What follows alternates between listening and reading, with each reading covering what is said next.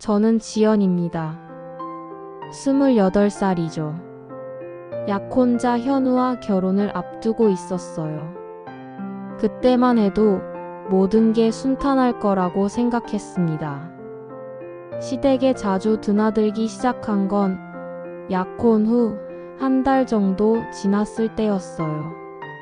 시어머니는 항상 따뜻하게 맞아주셨거든요. 우리 며느리 왔네. 어서 들어와. 그렇게 말씀하시며 손을 잡아주시던 모습이 아직도 기억납니다. 처음 오빠 집에 갔을 때 느꼈던 그 편안함이란, 거실에는 따뜻한 황토색 소파가 있었고 벽에는 가족 사진들이 정성스럽게 걸려 있었죠. 부엌에서 나는 된장찌개 냄새까지. 정말 평범하고 화목한 집 같았습니다. 지연아, 앉아. 엄마가 너 좋아한다고 자꾸 그러더라. 오빠가 제 어깨를 살짝 감싸며 말했어요. 저도 웃으며 고개를 끄덕였죠. 그때는 정말 행복했거든요. 시어머니는 제가 갈 때마다 음식을 해주셨어요. 얘야, 많이 먹어. 너무 말랐다. 그러시면서 반찬을 자꾸 더 담아주시곤 했죠. 저는 그런 모습이 고마웠습니다. 친정엄마와는 다른 따뜻함이 있었거든요. 하지만 그때부터 미묘한 기류를 느끼기 시작했어요. 시누이 미정씨가 문제였습니다. 32살인 미정씨는 오빠보다 2살 많았죠. 처음 만났을 때 인사는 받아주셨지만 표정이 영 좋지 않았어요. 아, 그래. 견우 약혼녀구나. 그렇게 말하면서도 눈빛은 차갑게 저를 훑어보더군요. 마치 저를 평가하는 것 같은 시선이었습니다. 제가 부엌에서 설거지를 도와드리려고 할 때였어요. 미정 씨가 갑자기 나타났죠. 어머, 동서가 벌써 시댁 일에 나서네? 말은 웃으면서 하는데 어조가 묘했어요. 칭찬인지 비꼬는 건지 애매했거든요. 저는 어색하게 웃으며 대답했습니다. 아니에요. 그냥 도와드리고 싶어서요. 그랬더니 미정 씨가 제 팔을 살짝 잡더니 말했어요. 나보다 어린 내가 이 집에 들어오면 내가 어쩔 줄 알아? 그 순간 등골이 서늘해졌어요. 농담 같기도 하고 진담 같기도 한 말투였거든요. 저는 어떻게 대답해야 할지 몰라서 그냥 미소만 지었습니다. 오빠는 그런 미정 씨를 보며 그냥 웃기만 했어요. 누나 또 장난쳐. 그러면서 대수롭지 않게 넘어가더군요. 하지만 저는 그때부터 뭔가 불안했습니다. 시어머니는 그런 상황을 보시면서도 특별히 뭐라고 하지 않으셨어요. 그냥 얘들아, 사이좋게 해라 정도로만 말씀하셨죠. 하지만 저는 느꼈어요. 이 집에는 보이지 않는 위계 질서가 있다는 걸 말이에요. 미정 씨는 이 집의 큰딸이었고 자신의 위치를 확고히 하고 있었습니다. 시어머니 앞에서는 특히 더했어요. 어머니, 제가 시장 다녀올게요. 어머니, 이건 제가 할게요. 이런 식으로 자꾸 앞에 나서더군요. 저는 그런 모습을 보면서 조금씩 위축되기 시작했어요. 혹시 제가 이 집의 질서를 흐트리는 건 아닌지, 미정 씨의 영역을 침범하는 건 아닌지 걱정됐거든요. 그래도 그때만 해도 큰 문제는 없다고 생각했습니다. 시간이 지나면 서로 익숙해질 거라고 믿었죠. 오빠도 저를 사랑한다고 했고, 시어머니도 좋게 봐주시는 것 같았거든요. 하지만 미정 씨의 그 한마디가 계속 마음에 걸렸어요. 내가 어쩔 줄 알아? 그게 정확히 무슨 뜻인지 그때는 몰랐습니다. 하지만 앞으로 일어날 일들을 생각하면 그건 일종의 선전포고였던 것 같아요. 집에 돌아오는 길에 현우에게 물어봤어요. 누님이 나한테 왜 그렇게 말한 것 같아? 그랬더니 현우가 웃으며 대답했죠. 누나 원래 그래. 신경 쓰지 마. 하지만 저는 신경이 쓰였습니다. 앞으로 이 집의 며느리가 되어야 하는데 시누이와 사이가 좋지 않으면 어떻게 될까 싶었거든요. 그때부터 저는 미정 씨의 눈치를 보기 시작했어요. 시댁 방문이 잦아지면서 미정 씨의 진짜 모습이 드러나기 시작했습니다. 처음에는 정말 사소한 것들이었어요. 제가 청소를 도와드릴 때 아, 그게 아니야. 이렇게 해야지. 하면서 다시 하게 하더군요. 어느 날은 제가 시어머니를 위해 나물을 무쳐드렸는데 미정 씨가 한 젓가락 먹어보더니 말했어요. 어머, 간이 좀 세네. 우리 어머니는 짜게 못 드시는데. 시어머니는 맛있다고 하셨는데도 말이죠. 그런 일들이 반복되면서 저는 점점 위축됐습니다. 뭘 해도 트집이 잡히는 느낌이었거든요. 제가 설거지를 하면 물을 너무 많이 써하고 안 하면 손님인 척만 하네 이런 식이었어요. 가장 기억에 남는 건 반찬 이야기였습니다. 시어머니가 지연이가 김치찌개를 참 잘 끓인다고 칭찬해 주셨는데 미정 씨가 바로 끼어들더군요. 동서, 시댁에서는 김치찌개에 설탕 넣으면 안 돼. 우리 집 스타일이 있거든. 저는 당황했어요. 제가 설탕이라니. 갑자기 왜 그런 말을 하시는지 이해가 안 됐거든요. 아, 네. 알겠습니다. 그렇게 대답할 수밖에 없었죠. 그런데 더 당황스러운 건 시어머니의 반응이었어요. 분명 제 김치찌개를 칭찬해 주셨는데 미정 씨 말에는 별다른 반응을 안 하시더군요. 마치 그냥 넘어가려는 것 같았습니다. 현우에게 이런 이야기를 해봤어요. 누님이 자꾸 이상하게 말해서 기분이 안 좋아.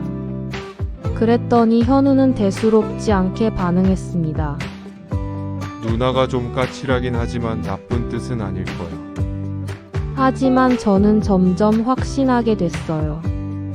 미정 씨가 저를 견제하고 있다는 걸 말이죠.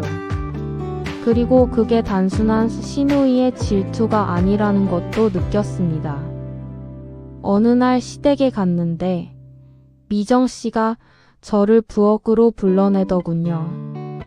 동서, 잠깐 얘기 좀 할까? 그러더니 갑자기 분위기를 바꿨어요. 있잖아. 너 현우랑 결혼하려면 우리 집 분위기를 알아야 해. 목소리가 차가워졌어요. 나는 이 집의 큰딸이야. 어머니가 연세도 많으시고 실질적으로는 내가 이 집을 이끌고 있거든. 저는 숨이 막혔습니다. 대체 뭘 원하는 건지 모르겠더군요. 저는 그냥 조용히 지내고 싶어요.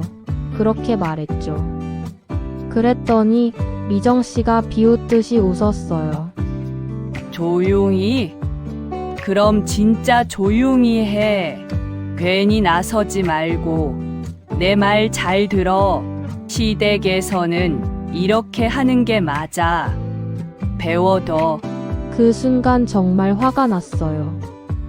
하지만 곧 결혼할 사이인데 미정 씨와 정면 승부를 할 수는 없었거든요. 저는 그냥 네, 알겠습니다 하고 말았습니다.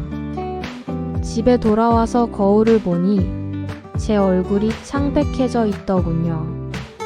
이게 맞나 싶었어요. 결혼 전인데 벌써 이런 스트레스를 받아야 하나 싶었습니다. 현우에게 또 얘기해봤지만 반응은 마찬가지였어요. 누나가 좀 성격이 급해서 그래. 시간 지나면 괜찮아질 거야. 오빠는 정말 낙관적이었어요. 아니면 모르는 척하고 있는 건지도 모르겠더군요. 시어머니는 어떠셨을까요? 분명히 아셨을 것 같은데 별 말씀이 없으셨어요. 가끔 얘들아, 사이좋게 지내라 이런 말씀만 하시곤 했죠. 아마 체면상 드러내고 싶지 않으셨던 것 같습니다. 그때부터 저는 시댁 가는 게 무서워지기 시작했어요. 가기 전에 항상 긴장됐거든요. 오늘은 또 뭘 지적받을까? 뭘 잘못할까? 이런 생각들 말이에요. 미정 씨는 점점 더 노골적으로 변했습니다. 동서는 요리를 좀 더 배워야겠네. 동서는 살림 경험이 없어서 그런가 봐. 이런 식으로 계속 저를 깎아내리려 했어요. 그런데 가장 힘들었던 건 오빠의 태도였어요. 미정 씨가 그렇게 말해도 오빠는 제 편을 들어주지 않았거든요. 그냥 어색하게 웃기만 하거나 화제를 돌리려고만 했습니다. 저는 그때 깨달았어요. 이 집에서 제 자리는 아직 정해지지 않았다는 걸 말이죠. 아니, 정확히는 미정 씨가 제 자리를 정해주려고 한다는 걸 알았습니다. 미정 씨의 본격적인 공세는 등산 모임 제안에서 시작됐습니다. 어느 토요일 오후였어요. 저는 평소처럼 시댁에서 설거지를 도와드리고 있었죠. 동서, 잠깐 나와 봐. 미정 씨가 저를 거실로 불러내더군요. 소파에 앉으시면서 뭔가 중요한 얘기를 하려는 듯한 표정이었어요. 있잖아. 우리 등산 모임이 있거든. 갑자기 등산 얘기를 꺼내시더군요. 나도 참여하고 있는데 정말 좋은 사람들이야. 다들 우리 나이 되고 건전하게 운동도 하고 친목도 도모하고 그래. 저는 등산에 별 관심이 없었어요. 평소에 운동도 별로 안 하는 편이었거든요. 아, 그렇군요 정도로만 대답했습니다. 그런데 미정 씨가 갑자기 말을 바꿨어요. 너도 시댁에 들어올 사람이니까 우리 모임의 얼굴을 비춰야지. 인맥이라는 게 중요하거든. 목소리의 강제성이 느껴졌어요. 저는 등산을 잘 못해서요. 저는 조심스럽게 거절해봤습니다. 하지만 미정 씨는 들으려고 하지 않았어요. 뭔 소리야. 등산이 뭐가 어려워? 그냥 걷기만 하면 되는 건데. 그러더니 시어머니를 불러오시더군요. 어머니, 지연이 우리 등산 모임에 한번 나가보면 좋겠지 않아요? 시어머니는 그래, 좋은 생각이다. 지연아, 나가서 사람들도 만나고 그래라. 하고 말씀해 주셨어요. 이렇게 되니 저는 거절하기가 더 어려워졌죠.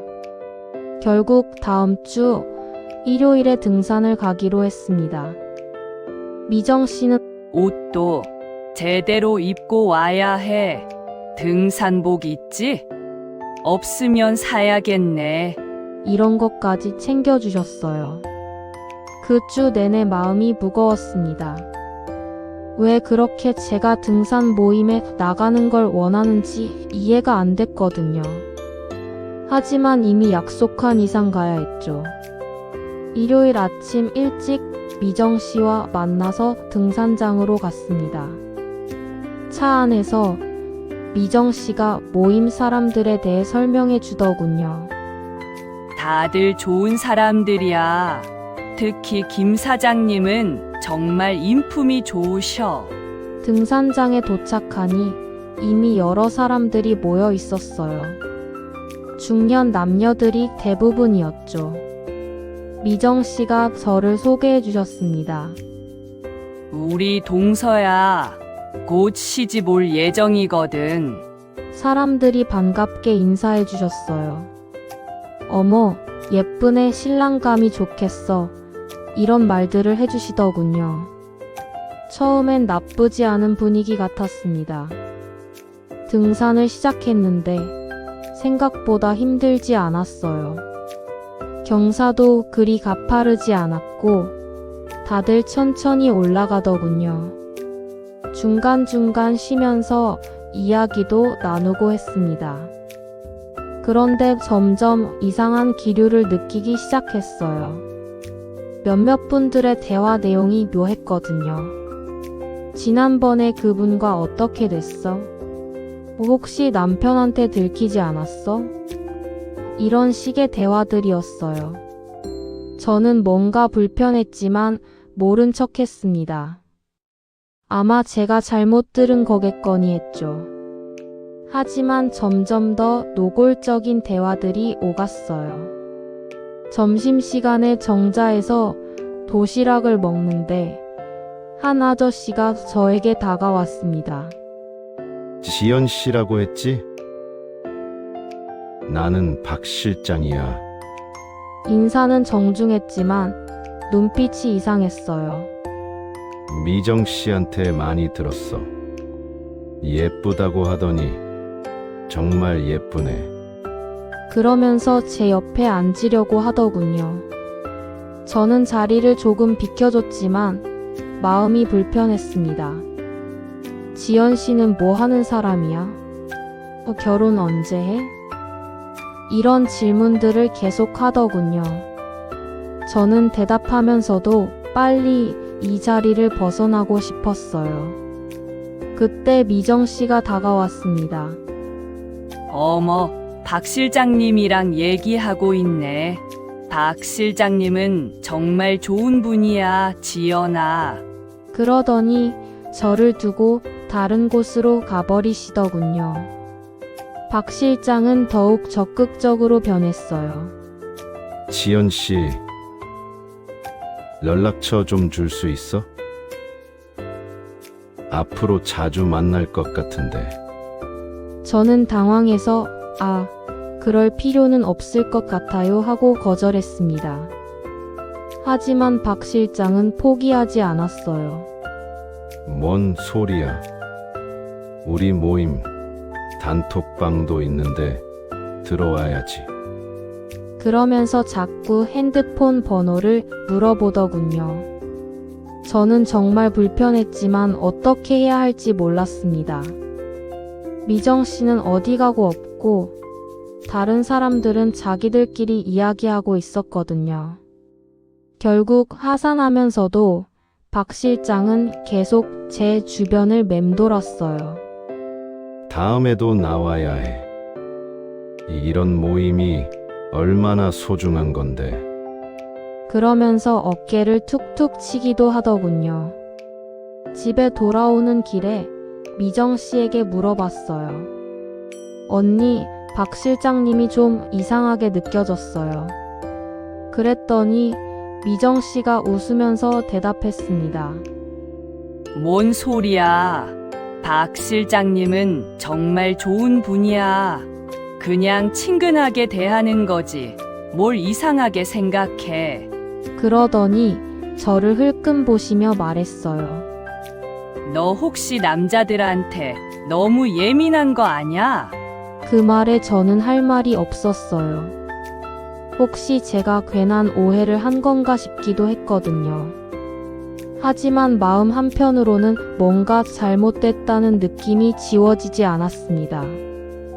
집에 도착해서 현우에게 등산 얘기를 했어요. 하지만 박 실장 얘기는 하지 못했습니다. 괜히 문제만 커질 것 같았거든요. 그 이후로 미정 씨는 제게 등산 모임 참석을 계속 종용했습니다. 지연아, 이번 주도 등산 가자. 사람들이 내가 언제 또 나오냐고 물어보더라. 저는 사실 가고 싶지 않았어요. 지난번 박 실장의 행동이 계속 신경 쓰였거든요. 하지만 미정 씨가 워낙 강하게 밀어붙이니까 거절하기 어려웠습니다. 두 번째 등산 때였어요. 이번에는 더 높은 산이었죠. 사람들도 지난번과 거의 비슷했습니다. 박 실장도 당연히 있었고요. 등산을 시작하자마자 박 실장이 제 옆으로 왔습니다. 지연 씨, 오늘도 왔네. 반가워. 그러면서 자연스럽게 제 등산 가방을 들어주겠다고 하더군요. 괜찮습니다. 저는 정중하게 거절했어요. 하지만 박 실장은 뭔 소리야. 여자가 무거운 거 들고 다니면 안 되지. 하며 강제로 가방을 가져갔습니다. 등산하는 내내 박 실장은 제 옆에 붙어 다녔어요. 다른 사람들은 각자 그룹을 이뤄서 올라가는데 박 실장만 유독 저에게 집중하더군요. 지연 씨 결혼 준비는 어때? 힘들지? 신랑감이 뭐 하는 사람이야? 혹시 살 곳은 정했어? 이런 개인적인 질문들을 계속했어요. 저는 대답을 짧게 하려고 했지만 박 실장은 포기하지 않았습니다. 그리고 점점 더 노골적으로 변했어요. 지연 씨, 결혼하면 자유가 없어져. 지금 젊을 때 재미있게 살아야 하는데. 갑자기 이런 말을 하더군요. 우리 모임 사람들도 다들 그래. 각자 스트레스 푸는 방법이 있잖아. 저는 무슨 말인지 알 것 같아서 더 불편했어요. 저는 괜찮습니다. 그렇게 대답하고 앞으로 가려고 했는데 박 실장이 제 팔을 잡더군요. 야, 너무 경직되지 마. 인생이 뭐 그렇게 진지한가? 그러면서 제 팔을 놓지 않았어요. 우리끼리 재밌게 지내면 되는 거지. 그때 미정 씨가 뒤에서 따라오고 있었는데 이 상황을 보고도 별다른 반응을 안 하시더군요. 오히려 어머, 박 실장님이 지연이 잘 챙겨주네 하고 웃으셨어요. 점심시간의 상황은 더 심각해졌습니다. 박 실장이 저를 조용한 곳으로 따로 부르더군요. 지연 씨, 잠깐 얘기 좀 하자. 저는 여기서 얘기해도 돼요. 그렇게 말했지만 박 실장은 다른 사람들 있는 데서 할 얘기가 아니야. 하며 계속 저를 이끌려고 했어요. 결국 조금 떨어진 바위 뒤쪽으로 갔습니다. 다른 사람들이 보이는 거리였지만 대화가 들리지는 않는 곳이었죠. 지연 씨, 솔직히 말할게. 박 실장이 갑자기 진지한 표정이 되더군요. 나 너 좋아해. 처음 봤을 때부터 그랬어. 저는 깜짝 놀랐습니다. 저는 약혼한 사람이 있어요. 그렇게 말하며 뒤로 물러섰죠. 그거야. 나도 알아. 하지만 약혼이 뭐가 중요해? 아직 결혼 안 했잖아. 박 실장이 한 걸음 더 다가왔어요. 그리고 결혼한들 어때? 여기 사람들 다 기혼자야. 저는 정말 당황했습니다. 이런 상황을 어떻게 해야 할지 몰랐거든요. 저는 그런 생각 없어요.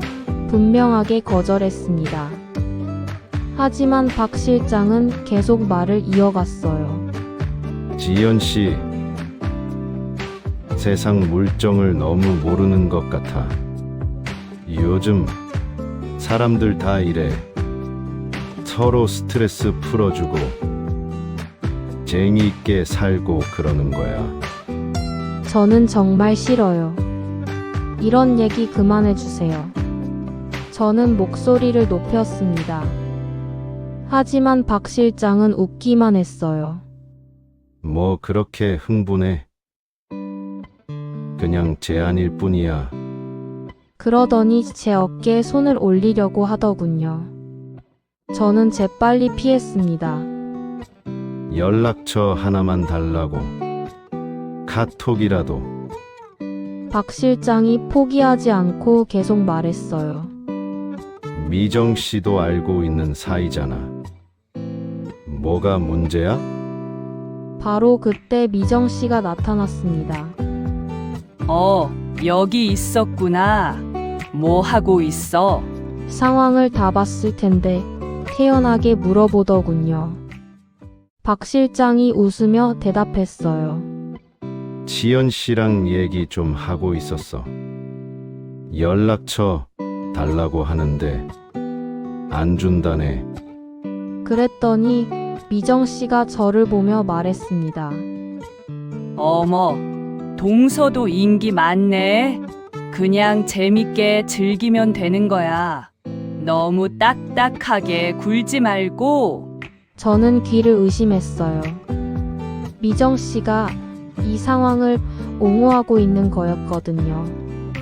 언니, 저는 정말 싫어요. 그렇게 말했지만 미정 씨는 시큰둥했습니다. 뭘 그렇게 예민하게 받아들여. 그냥 친구 하자는 건데. 그러더니 박 실장을 보며 웃었어요. 박 실장님, 우리 동서가 아직 어려서 그래요. 저는 더 이상 참을 수가 없었어요. 저 먼저 내려갈게요. 그렇게 말하고 돌아서려는데 미정 씨가 제 팔을 잡았습니다. 야, 어디 가? 다 같이 와서 혼자 가면 어떻게 해? 하지만 저는 뿌리치고 먼저 하산했어요. 뒤에서 사람들이 뭐라고 하는 소리가 들렸지만 신경 쓰지 않았습니다. 집에 돌아오는 길에 미정 씨가 계속 뭐라고 하더군요. 너 왜 그래? 박 실장님한테 실례였잖아. 그분이 얼마나 좋은 분인데. 언니, 저한테 이상한 제안을 했어요. 저는 솔직하게 말했습니다. 연락처 달라고 하고 만나자고 하고. 그랬더니 미정 씨가 비웃듯이 웃었어요. 그게 뭐가 이상해? 친구 하자는 건데. 너 혹시 자의식 과잉인 거 아냐? 친구가 그런 식으로 하나요? 저는 정말 불편했어요. 제가 항변했지만 미정 씨는 들으려고 하지 않았어요. 요즘 며느리들은 눈치도 없이 순진한 척만 한다니까. 미정 씨가 중얼거렸어요. 세상 물정도 모르면서. 그 말을 듣는 순간 정말 화가 났습니다. 하지만 차 안에서 싸울 수는 없었죠. 저는 그냥 입을 다물고 있었어요. 집에 도착해서 미정 씨가 마지막으로 한 말이 있어요. 지연아, 앞으로 모임에 나올 때는 좀 더 유연하게 행동해. 너무 경직되면 사람들이 싫어해. 저는 대답하지 않았습니다. 이미 결심했거든요. 다시는 그 모임에 나가지 않겠다고 말이에요. 오빠에게 이 일을 말해야 하나 고민했어요. 하지만 어떻게 설명해야 할지 막막했습니다. 오빠가 믿어줄까도 의문이었고요. 그날 밤 잠을 제대로 잘 수 없었어요. 박 실장의 그 끈적한 시선과 미정 씨의 차가운 말들이 계속 머릿속을 맴돌았거든요. 그 일이 있고 나서 며칠 동안 저는 시댁에 가지 않았습니다. 핑계를 대고 계속 미뤘어요. 하지만 미정 씨에게서 연락이 왔죠. 지연아, 왜 안 와? 어머니가 궁금해 하신다. 문자 메시지였어요. 하지만 저는 대답하기가 싫었습니다. 오빠도 이상하게 생각하기 시작했어요. 요즘 집에 안 가네. 무슨 일 있어? 그렇게 물어보더군요. 저는 고민 끝에 오빠에게 솔직하게 말하기로 했습니다. 오빠, 사실 누나 때문에 힘들어. 조심스럽게 입을 열었어요. 누나가? 왜? 오빠가 의외라는 표정을 지었습니다. 저는 등산 모임에서 있었던 일을 차근차근 설명했어요. 박 실장의 부적절한 접근, 그리고 미정 씨가 그것을 오히려 부추기는 듯한 태도까지 말이에요. 하지만 오빠의 반응은 제가 예상했던 것과 달랐어요. 그게 정말이야? 반신반의하는 표정이더군요. 정말이야. 내가 왜 거짓말을 하겠어? 저는 답답했어요. 오빠가 저를 믿지 않는다는 게 느껴졌거든요. 아니야, 믿는다. 하지만 오빠가 머뭇거렸어요. 누나가 그럴 리 없는데. 너 혹시 오해한 거 아니야?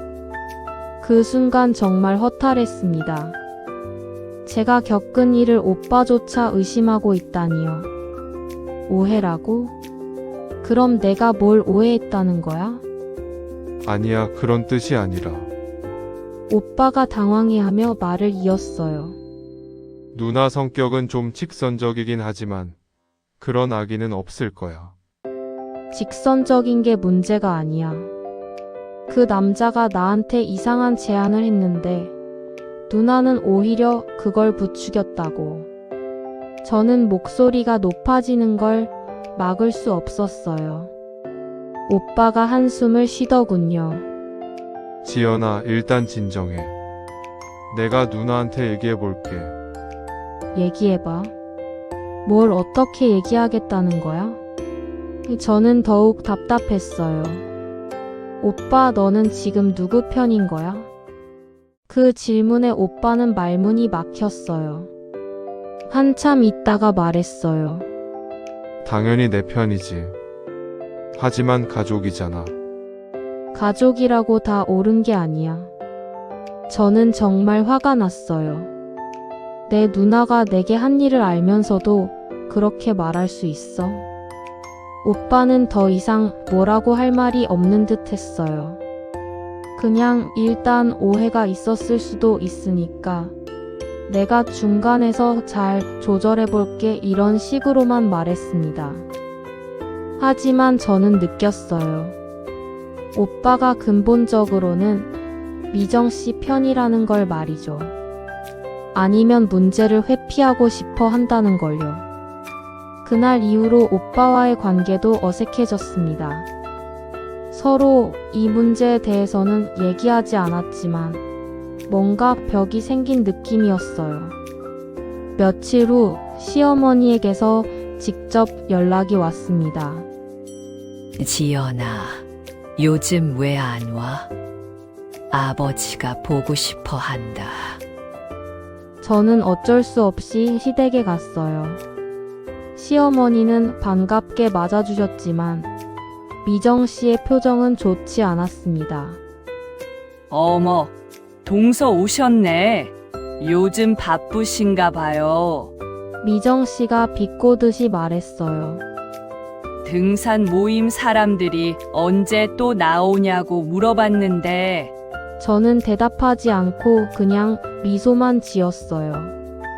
하지만 마음속으로는 화가 나고 있었습니다. 점심 준비를 도와드리는데 미정 씨가 부엌으로 따라왔어요. 지연아, 너 혹시 현우한테 이상한 얘기 했어? 이상한 얘기요? 저는 모르는 척 했습니다. 박 실장님, 얘기 말이야. 현우가 나한테 물어보더라고. 미정 씨의 목소리가 차가워졌어요. 너 뭔 소리 한 거야? 저는 더 이상 참을 수가 없었어요. 사실대로 말했어요. 그분이 저한테 한 일들 말이에요. 사실대로 미정 씨가 비웃었어요. 내가 뭘 안다고 사실이라고 하는 거야? 박 실장님이 얼마나 좋은 분인데. 좋은 분이 그런 식으로 행동하나요? 저도 목소리를 높였어요. 저는 정말 불편했다고요. 불편하면 왜 그때 확실하게 말하지 않았어? 애매하게 굴어놓고 지금 와서 피해자인 척하네. 미정 씨가 독서를 퍼붓기 시작했어요. 그 순간 정말 머리가 하얘졌습니다. 제가 언제 애매하게 굴었어요? 분명히 싫다고 했는데. 목소리 좀 낮춰. 어머니 들으신다. 미정 씨가 제게 경고했어요. 그리고 앞으로는 우리 모임 얘기 함부로 하지 마. 괜한 오해만 사? 저는 정말 기가 막혔어요. 제가 잘못한 게 뭐가 있다는 건지 이해할 수 없었거든요. 식사 시간에도 분위기가 어색했습니다. 시어머니는 뭔가 이상하다는 걸 눈치채셨지만 직접적으로 물어보지는 않으셨어요. 집에 돌아와서 오빠에게 말했어요. 오늘 누나가 저한테 이상하게 굴었어. 마치 내가 잘못한 것처럼. 오빠는 누나한테 얘기해 봤는데 오해가 있었나 봐 이런 식으로만 대답했어요. 그리고 앞으로는 그냥 조심히 행동해 하고 말했습니다. 저는 그 말에 정말 배신감을 느꼈어요. 현우마저 저를 의심하고 있다는 게 느껴졌거든요. 그날 밤 혼자 많은 생각을 했어요. 과연 이 결혼이 옳은 선택인지, 이런 가족들과 평생을 함께 살 수 있을지 말이에요. 미정 씨의 압박은 계속됐습니다. 지연아, 이번 주 등산 갈 거지? 사람들이 기다린다.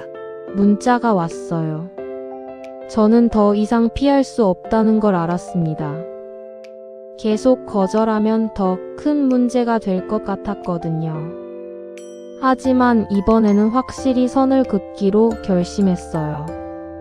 등산 당일, 박 실장은 예상대로 저에게 접근했습니다. 지연 씨, 오랜만이네.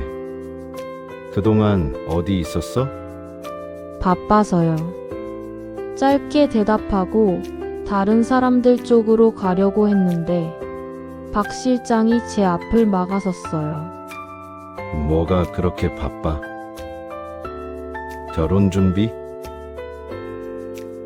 아직 시간 많잖아. 그러면서 또 개인적인 질문들을 하기 시작했어요. 저는 이번에는 명확하게 거절하기로 했어요. 죄송하지만 개인적인 얘기는 하고 싶지 않아요. 하지만 박 실장은 오히려 더 적극적이 됐어요. 왜 그래? 우리 친해지려고 하는 건데 지난번에 연락처도 안 줬잖아. 안 주는 데는 이유가 있어요. 저는 단호하게 말했습니다. 저는 정말 관심 없어요. 박 실장의 얼굴이 순간 굳어졌어요. 야, 너 뭐야? 내가 뭘 잘못했다고 그렇게 차갑게 굴어? 주변 사람들이 쳐다보기 시작했어요. 저는 당황했지만 물러서지 않았습니다. 잘못하신 거 없어요. 다만 저는 이런 관계를 원하지 않는다고요. 이런 관계? 친구 관계도 싫다는 거야? 박 실장이 목소리를 높였어요. 너 지금 나를 이상한 사람 취급하는 거지? 저는 더 이상 참을 수가 없었어요. 이상하게 행동하시니까 그렇죠. 처음부터 계속 불편하게 하셨잖아요. 그 순간 주변이 조용해졌어요. 다른 사람들이 모두 저희를 쳐다보고 있었거든요. 박 실장은 얼굴이 빨갛게 달아올랐어요. 야, 너 지금 나를 성추행범 만들려고 하는 거야? 박 실장이 소리쳤어요. 내가 언제 너한테 뭘 했다고? 저는 정말 당황했습니다. 상황이 이렇게 될 줄은 몰랐거든요. 저는 그런 말 한 적 없어요. 다만 뭐? 내가 지금까지 날 이상한 놈 취급했잖아. 박 실장이 계속 소리쳤어요. 그때 미정 씨가 다가왔습니다. 뭐 하는 거야, 둘이? 하지만 표정은 저를 나무라는 듯 했어요. 미정 씨, 당신 동서가 이상해. 나를 변태 취급한다고. 박 실장이 미정 씨에게 하소연했어요. 미정 씨가 저를 째려봤어요. 지연아, 뭔 일이야? 왜 박 실장님한테 그렇게 말해? 언니, 저는 그냥 개인적인 관계는 원하지 않는다고만. 제가 설명하려고 했지만 미정 씨가 끼어들었어요. 개인적인 관계, 뭔 소리야? 그냥 친구들끼리 어울리는 건데. 그러더니 박 실장에게 박 실장님, 우리 동서가 아직 어려서 그래요 하고 말했어요. 하지만 박 실장은 화가 나 있었어요. 아니야. 이건 예의가 아니야. 나를 뭘로 보는 거야? 저는 이 상황에서 벗어나고 싶었어요. 저 그만 내려갈게요. 그렇게 말하고 돌아서려는데 박 실장이 제 팔을 잡았어요. 야, 어디가? 끝까지 얘기해보자고.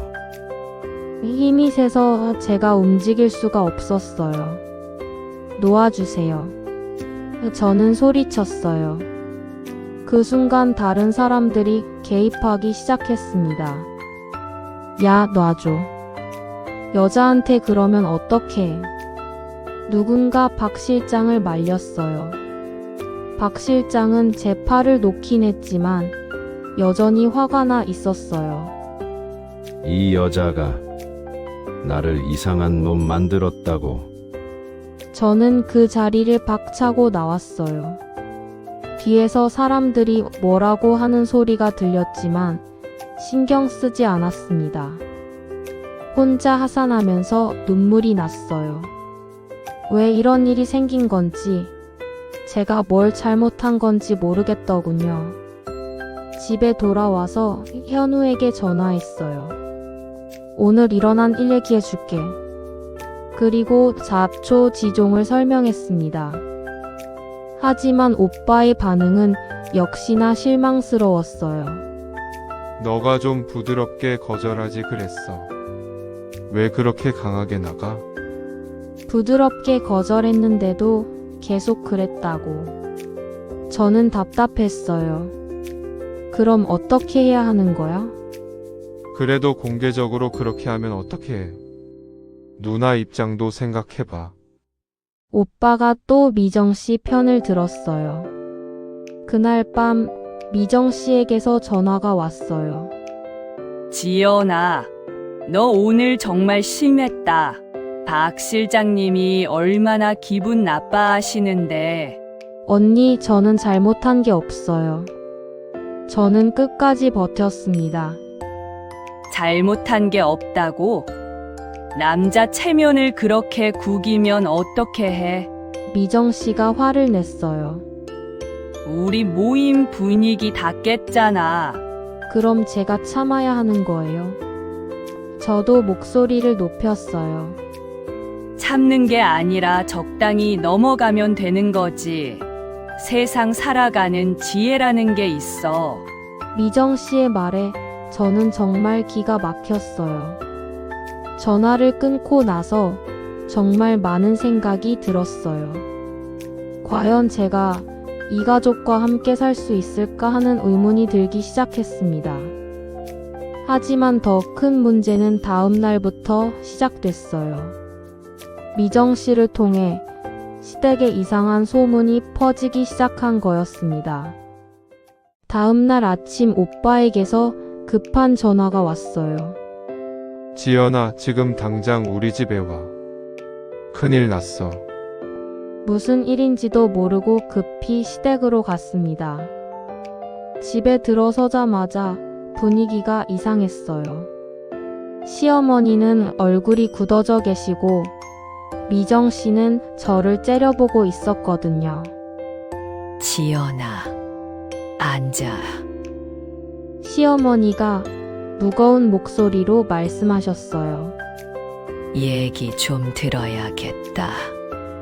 저는 가슴이 두근거렸어요. 무슨 일인지 대충 짐작이 갔거든요. 미정이한테 들었는데 어제 등산에서 무슨 일이 있었다면서. 시어머니가 조심스럽게 물어보셨어요. 저는 솔직하게 말씀드리려고 했습니다. 어머니, 사실은. 하지만 미정 씨가 끼어들었어요. 어머니, 제가 말씀드릴게요. 미정 씨가 저를 가로막았어요.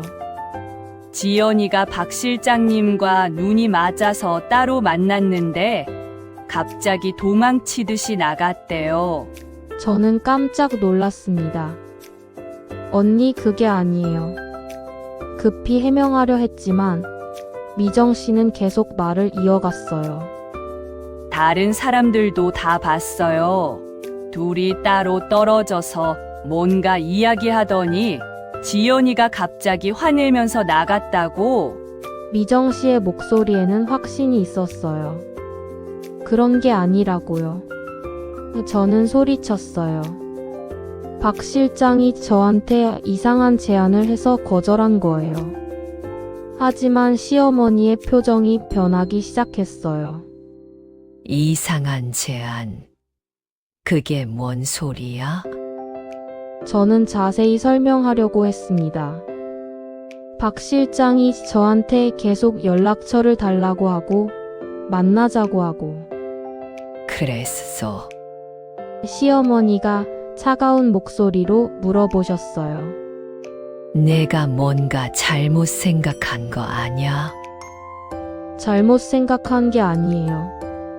정말 불편하게 굴었다고요. 저는 억울했어요. 그때 미정 씨가 또 끼어들었어요.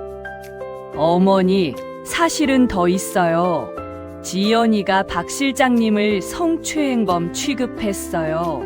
사람들 앞에서. 저는 정말 기가 막혔어요. 언니, 언제 제가 그런 말을 했어요? 저는 그냥 불편하다고만.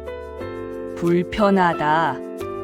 남자가 친근하게 대하는 걸 불편하다고 하면 그게 뭐야? 미정 씨가 따져 물었어요. 오빠도 끼어들었어요. 지연아, 진짜 박 실장님이 그런 행동을 했어. 확실해? 저는 오빠마저 의심한다는 게 너무 서러웠어요. 오빠, 왜 나를 의심해? 의심하는 게 아니라 혹시 오해가 있었을 수도. 오빠가 말을 흐렸어요. 시어머니가 한숨을 크게 쉬셨어요. 지연아, 솔직히 말해라. 혹시 그 남자와 뭔가 있었던 거 아냐? 그 질문에 저는 정말 충격을 받았어요. 어머니, 어떻게 그런 말씀을 하세요? 저는 정말 아무것도 없으면 왜 그렇게 예민하게 반응해? 미정 씨가 계속 몰아붙였어요. 박 실장님이 얼마나 당황해 하셨는데. 저는 더 이상 변명해봤자 소용없다는 걸 깨달았어요. 이미 이들은 결론을 내린 상태였거든요. 믿고 싶으신 대로 믿으세요. 저는 일어섰어요. 저는 할 말 다 했어요. 어디 가? 시어머니가 멈춰 세우셨어요. 아직 얘기 안 끝났어, 너. 더 무슨 얘기를 해요? 이미 저를 나쁜 사람으로 만들어놨는데. 저는 눈물이 날 것 같았어요. 오빠가 저를 말렸어요. 지연아, 진정해. 차근차근 얘기해보자. 하지만 저는 이미 지쳐 있었어요. 오빠, 너도 나를 의심하고 있잖아. 뭘 더 얘기해? 그날은 결국 얘기가 제대로 되지 않았어요. 저는 집에 돌아와서 혼자 많은 생각을 했습니다. 이대로 당할 수는 없다고 생각했어요. 저는 진실을 증명해야 했습니다. 먼저 등산 모임의 단톡방을 확인해 봤어요. 다행히 미정 씨가 저를 강제로 초대해 뒀던 게 남아 있었거든요. 며칠 전 대화 내용들을 캡처하기 시작했습니다. 박 실장과 다른 사람들의 대화를 보니 제가 생각했던 것보다 더 심각했어요. 신입이 괜찮던데 좀 딱딱하긴 하지만 풀면 될 것 같아. 이런 식의 대화들이 오갔더군요. 더 충격적인 건 미정 씨의 메시지였어요. 우리 동서 좀 봐줘요. 너무 순진해서 세상 물정을 모르네요. 이런 식으로 저를 마치 상품처럼 얘기하고 있었습니다. 그리고 박 실장의 개인 메시지도 있었어요. 미정 씨, 지연 씨 연락처 좀 알려줘. 언제쯤 따로 만날 수 있을까? 이런 내용들이었죠. 저는 이 모든 것들을 스크린샷으로 저장했어요. 그리고 더 조사해보기로 했습니다. 며칠 후 우연히 미정 씨의 핸드폰을 볼 기회가 생겼어요. 시댁에서 화장실에 가면서 탁자에 놓고 간 거였죠. 잠깐이었지만 카톡 목록을 훑어봤는데 깜짝 놀랄만한 걸 발견했어요. 김 과장이라는 이름으로 저장된 대화가 있었거든요. 미정 씨는 유부녀예요. 그런데 다른 남자와 하트 표시를 해놓고 연락하고 있다니. 몇 개 메시지를 봤는데 내용이 심상치 않았어요. 오늘 남편 출장 간다. 우리 만날 시간이 생겼네. 이런 식이었습니다. 저는 급히 몇 장 더 캡처했어요. 그리고 등산 모임 관련해서도 중요한 걸 발견했어요. 지연이 문제 좀 생겼어. 박 실장이 화났다고 해 좀 조용히 해달라고 해야겠어. 이런 내용이 있었거든요. 가장 충격적인 건 그 다음 메시지였어요. 지연이가 너무 까다로워. 좀 곤란하게 만들어야겠어. 이런 내용이었습니다. 저는 손이 떨렸어요. 미정 씨가 의도적으로 저를 곤란하게 만들려고 했다는 증거였거든요. 더 찾아보니 박 실장과의 대화도 있었어요. 지연이 때문에 기분 나쁘시죠? 제가 잘 타일러 볼게요. 그런데 그 다음 메시지가 문제였어요. 사실 지연이가 박 실장님한테 관심 있어 하는 것 같던데. 갑자기 왜 그런지 모르겠어요. 혹시 다른 남자라도 생긴 건 아닐까요? 저는 정말 기가 막혔어요. 미정 씨가 제가 박 실장에게 관심이 있다고 거짓말을 한 거였거든요. 그리고 마지막에 결정적인 메시지를 발견했어요. 어머니한테는 지연이가 박 실장님과 수상하게 행동했다고 말씀드릴게요. 이참에 정신 좀 차리게 해야죠. 저는 모든 증거를 수집했어요. 단톡방의 부적절한 대화들, 미정 씨의 불륜 정황, 그리고 저에게 누명을 씌우려는 계획까지 말이에요. 하지만 이걸 어떻게 활용해야 할지 고민됐어요. 현우에게 보여줘야 하나, 아니면 시어머니께 직접 보여드려야 하나. 현우와 만나서 얘기해봤어요. 오빠 보여줄 게 있어. 그리고 핸드폰을 꺼냈습니다. 이게 뭐야? 이 오빠가 물어봤어요. 내 누나의 진짜 모습이야. 저는 캡처한 화면들을 하나씩 보여줬어요. 오빠의 얼굴이 점점 굳어갔어요. 특히 미정 씨가 다른 남자와 불륜을 저지르고 있다는 증거를 봤을 때는 정말 충격받은 것 같았습니다. 이거 정말이야? 오빠가 믿기 어렵다는 표정으로 물어봤어요. 내 눈으로 직접 봤잖아. 이 중에 조작된 게 있다고 생각해? 저는 단호하게 말했어요. 오빠는 한동안 말이 없었어요. 특히 저에게 누명을 씌우려는 미정 씨의 메시지들을 볼 때는 정말 화가 난 것 같았습니다. 미안해, 지연아. 내가 너를 의심했어. 오빠가 사과했어요. 누나가 이런 사람인 줄 몰랐어. 하지만 저는 이미 상처받은 상태였어요. 오빠, 미안하다고 끝나는 문제가 아니야. 내 가족들이 나한테 한 일을 생각해봐. 그럼 어떻게 하고 싶어? 오빠가 물어봤어요. 저는 이미 결심한 상태였어요. 이 증거들을 가족들 앞에서 공개할 거야. 진실을 알려야겠어. 오빠가 당황했어요. 그건 너무 심하지 않아? 가족이 와해될 수 있어. 가족이 와해되는 게 아니라 이미 썩어있던 진실이 드러나는 거야. 저는 물러서지 않았어요. 그날 밤 저는 어떻게 할지 구체적으로 계획을 세웠어요. 단순히 화풀이가 아니라 정확한 사실을 바탕으로 진실을 밝히겠다고 다짐했습니다. 며칠 후 시어머니 생신이었어요. 온 가족이 모이는 자리였죠. 저는 이때를 기다리고 있었습니다. 평소와 다름없이 가족들이 모였어요. 미정 씨는 여전히 저를 차갑게 대했고 시어머니도 어색한 기색이 역력했습니다. 식사를 마치고 차를 마시는 시간이 됐을 때 저는 입을 열었어요. 어머니, 그리고 가족 여러분께 말씀드릴 게 있어요. 무슨 얘기? 시어머니가 조심스럽게 물어보셨어요.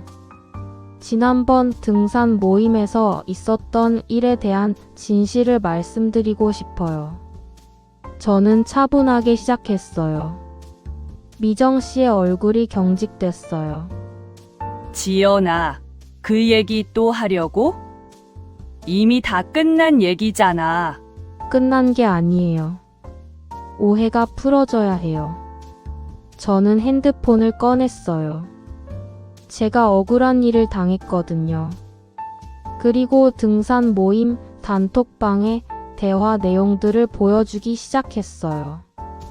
박 실장과 다른 사람들이 저를 어떻게 얘기했는지, 어떤 식으로 접근하려고 했는지 말이에요. 이게 뭐야? 시어머니가 놀라셨어요.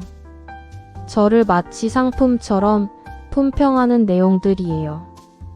저는 설명했어요. 그리고 이건 박 실장이 미정 언니에게 보낸 메시지예요. 박 실장이 제 연락처를 달라고 하고 언제 따로 만날 수 있냐고 물어보는 내용들을 보여줬어요. 오빠가 옆에서 이건 정말 심각한데 하고 중얼거렸어요. 하지만 미정 씨는 아직도 버티고 있었어요. 그게 뭐가 문제야? 단순히 친해지려고 한 거잖아. 친해지려고요? 저는 다음 스크린샷을 보여줬어요. 그럼 이것도 친해지려고 한 건가요? 박 실장이 저와 단둘이 있을 때 한 말들, 부적절한 제안들을 담은 음성 녹음까지 있었어요. 저는 미리 녹음 앱을 켜놓았거든요. 음성이 재생되면서 박 실장의 목소리가 나왔어요. 지연 씨, 결혼하기 전에 재미있게 살아봐. 나랑 만나면 좋을 텐데. 시어머니의 얼굴이 창백해졌어요. 이런 일이 있었다고? 네, 그래서 제가 거절한 거예요. 그런데 미정 언니는 오히려 제가 예민하다고 하셨어요. 저는 계속 설명했어요. 그리고 결정타를 날렸어요. 그런데 더 심각한 건 따로 있어요. 미정 씨의 불륜 증거들을 보여주기 시작했어요. 김 과장과 주고받은 메시지들, 만나자는 약속들, 그리고 가장 노골적인 내용들까지. 미정아, 시어머니가 소리치셨어요. 이게 정말이야? 미정 씨는 얼굴이 하얗게 질린 채 아무 말도 하지 못했어요. 하지만 저는 여기서 멈추지 않았어요. 그리고 이것도 보세요. 미정 언니가 저에게 누명을 씌우려고 계획한 증거예요. 미정 씨가 저를 곤란하게 만들려고 했다는 메시지, 박 실장에게 거짓말을 했다는 증거, 시어머니께 잘못된 정보를 전달하려고 했다는 계획까지. 저는 박 실장에게 관심 없다고 분명히 거절했어요. 하지만 미정 언니는 오히려 제가 관심 있다고 거짓말을 했어요. 시어머니는 완전히 충격에 빠져 있었어요. 미정아, 내가 정말 이런 짓을 했어. 미정 씨가 드디어 입을 열었어요. 어머니, 이건 오해예요. 지연이가 상황을 과장하는 거예요. 과장이요? 저는 웃었어요. 그럼 이 녹음도 과장인가요? 언니가 김 과장과 통화하는 내용이에요. 저는 마지막 카드를 꺼냈어요. 며칠 전 우연히 녹음된 미정 씨의 통화 내용이었거든요. 여보, 내일 만날 수 있어? 남편이 늦게 들어온대. 미정 씨의 목소리가 또렷하게 들렸어요. 그 순간 집안이 완전히 조용해졌어요. 시어머니는 손으로 얼굴을 가리셨고 오빠는 고개를 떨구고 있었습니다. 미정 씨가 갑자기 화를 냈어요. 지연아, 내가 지금 뭐 하는 거야? 우리 집안을 망가뜨리려고? 집안을 망가뜨리는 게 아니라 진실을 말하는 거예요. 저는 담담하게 대답했어요. 언니가 저한테 한 일들을 생각해 보세요. 내가 뭘 했다고? 미정 씨가 소리쳤어요. 저를 그 더러운 모임에 끌고 갔고 이상한 남자들에게 노출시켰어요. 그리고 제가 피해를 당하자 오히려 저를 나쁜 사람으로 만들려고 했어요. 제 목소리도 높아졌어요. 그리고 자신의 불륜을 숨기기 위해서 저에게 누명을 씌우려고 했죠. 이게 언니가 한 일이에요. 시어머니가 벌떡 일어나셨어요. 미정아, 이게 다 사실이야? 정말 그런 일을 했어? 미정 씨는 더 이상 변명할 수 없는 상황이었어요. 증거가 너무 명확했거든요. 어머니, 미정 씨가 드디어 무너지기 시작했어요. 저도 힘들었어요. 하지만 시어머니는 용서하지 않으셨어요. 힘들면 다른 남자와 바람을 피워도 되는 거야? 며느리 될 사람을 그런 곳에 끌고 가도 되는 거야? 오빠도 입을 열었어요. 누나, 어떻게 이럴 수 있어? 지연이한테 사과해야 하는 거 아니야? 하지만 미정 씨는 끝까지 인정하지 않으려고 했어요. 사과. 내가 뭘 잘못했다고? 다들 그렇게 살잖아. 그 말에 저는 정말 실망했어요. 언니, 지금까지도 뭐가 잘못된 건지 모르겠어요. 저는 자리에서 일어났어요. 어머니 그리고 오빠. 저는 이제 결정했어요. 무슨 결정? 현우가 불안한 표정으로 물어봤어요. 결혼을 취소할게요. 저는 단호하게 말했어요. 이런 가족과는 함께 살 수 없어요. 시어머니가 놀라셨어요. 지연아, 그러지 마. 미정이가 잘못했지만 어머니도 저를 의심하셨잖아요.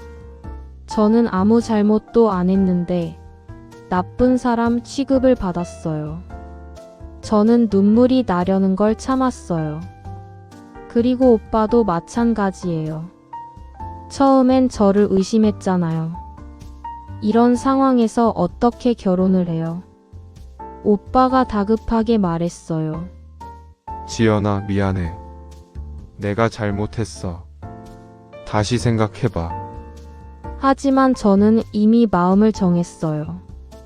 오빠 이미 신뢰가 깨졌어요. 그리고 미정 언니 같은 사람과 평생 가족으로 살 자신이 없어요. 미정 씨가 마지막으로 말했어요. 지연아, 내가 너무 예민한 거야. 세상에는 이런 일들이 많아. 그 말을 듣는 순간 제가 왜 이 결정을 내렸는지 확실해졌어요. 언니, 그게 바로 문제예요. 잘못된 일을 당연하게 생각하는 게. 저는 가방을 들었어요. 저는 갑니다. 다시는 이 집에 오지 않을 거예요. 지연아. 오빠가 저를 붙잡으려 했지만 저는 뿌리쳤어요. 놓아줘요. 이미 끝났어요. 그리고 집을 나섰습니다. 뒤에서 시어머니의 울음소리와 오빠가 저를 부르는 소리가 들렸지만 돌아보지 않았어요. 집에 돌아와서 거울을 봤더니 제 얼굴이 정말 초췌해져 있더군요. 하지만 마음은 오히려 시원했어요. 드디어 진실을 밝혔고 제 자신을 지킬 수 있었거든요. 며칠 후 오빠에게서 연락이 왔어요. 미정 씨가 집을 나갔다고, 시어머니가 많이 상심해 하신다고, 그리고 저에게 돌아와 달라고 부탁했어요. 하지만 저는 거절했어요. 오빠 미안해. 하지만 이미 늦었어. 그럼 우리 관계도 끝인 거야? 오빠 슬픈 목소리로 물어봤어요. 응, 끝이야. 저는 담담하게 대답했어요. 서로 다른 길을 가는 게 맞는 것 같아. 전화를 끊고 나서 창밖을 봤어요. 햇살이 따뜻하게 들어오고 있었습니다. 새로운 시작이 기다리고 있는 것 같았어요. 가족의 이름으로 씌워진 족쇄는 때로는 사랑보다 잔혹했습니다. 하지만 저는 그 족쇄를 끊어낼 수 있었어요. 그리고 이제 진짜 저다운 삶을 살아갈 수 있을 것 같았습니다.